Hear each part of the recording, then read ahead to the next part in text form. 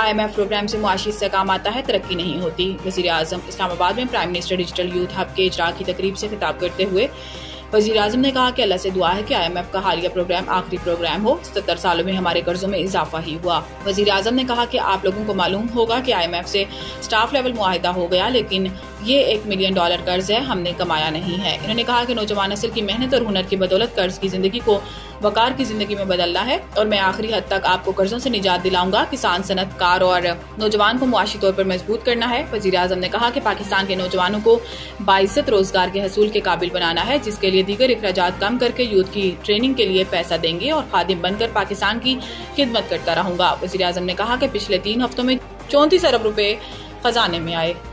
شرپسند عناصر بلوچستان کی امن و ترقی کے دشمن ہیں، وزیر اعظم صدر کی گوادر حملے کی مذمت۔ وزیر اعظم نے واقعے میں 6 افراد کے جاں بحق ہونے پر گہرے دکھ اور رنج کا اظہار کرتے ہوئے ہدایت کی ہے کہ واقعے کی تحقیقات کر کے ذمہ داران کا تعین اور قرار واقعی سزا یقینی بنائی جائے۔ وزیر اعظم نے کہا کہ شرپسند عناصر کی معصوم لوگوں کے خلاف بزدلانہ کارروائیاں ان کی حیوانیت کی واضح عکاسی کرتی ہیں۔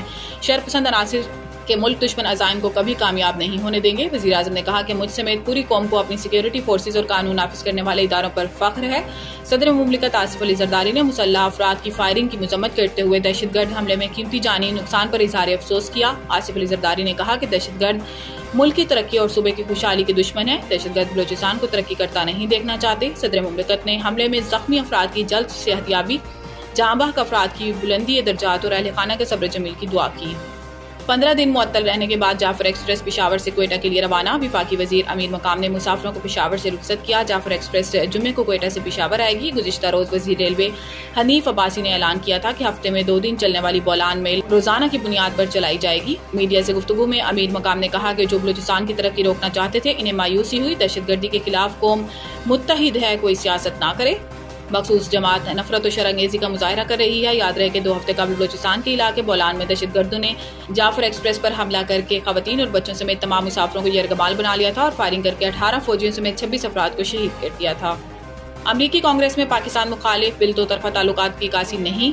ترجمان دفتر خارجہ امریکہ میں پاکستان کے خلاف پیش ہونے والا بل پر رد عمل کا اظہار کرتے ہوئے ترجمان دفتر خارجہ شفقت علی خان کا کہنا تھا کہ ہم امریکہ میں پیش کیے گئے بل سے آگاہ ہیں۔ یہ ایک فرد کی جانب سے اٹھایا گیا اقدام ہے۔ یہ بل پاکستان اور امریکہ کے 2 طرفہ تعلقات کی عکاسی نہیں ہے۔ امید کرتے ہیں کہ امریکی کانگریس دونوں ممالک کے اچھے تعلقات کے لیے اقدام کرے گی۔ انہوں نے کہا کہ پاکستان کی کمرشل کمپنیوں پر امریکہ کی جانب سے لگائی گئی پابندیاں یک طرفہ ہیں۔ یہ پابندیاں ثبوتوں کے بغیر لگائی گئی ہیں۔ پاکستانی صحافیوں کے دورہ اسرائیل پر بات کرتے ہوئے ترجمان نے بتایا کہ پاکستانی پاسپورٹ پر اسرائیل کا دورہ نہیں ہو سکتا۔ اس سے پہلے جو اسرائیل کے دورے ہوئے وہ ڈوئل نیشنل تھے۔ پاکستان کے اسرائیل پر موقف میں کوئی تبدیلی نہیں آئی۔